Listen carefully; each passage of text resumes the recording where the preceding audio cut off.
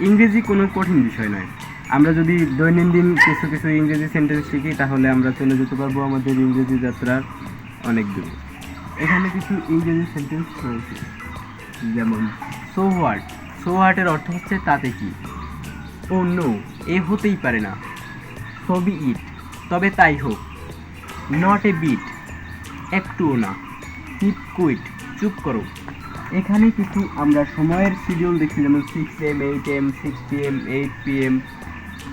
এগুলো হচ্ছে আমরা যেমন সকাল সকাল 6টা থেকে 8টা 9টা 10টায় এইগুলোকে আমরা মর্নিং বলে থাকি। আসলে এগুলোকে মর্নিং এবং 6টা 8টা থেকে আমরা সবগুলোকে গুড নাইট বলে থাকি, কিন্তু আসলে না। আমরা 6 AM কে বলবো ডন, 6 AM কে বলবো ডন। 8 AM কে বলবো মর্নিং, 8 AM কে বলবো মর্নিং। যখন 12 AM তখন এটাকে বলবো নুন, 12 AM কে বলবো আমরা নুন।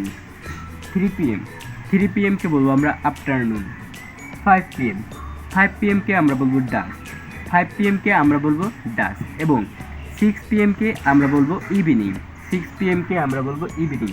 এবং 8 PM কে আমরা বলবো নাইট, 8 PM কে আমরা বলবো নাইট।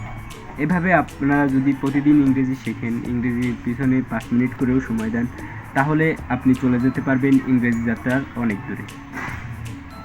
Bye bye guys.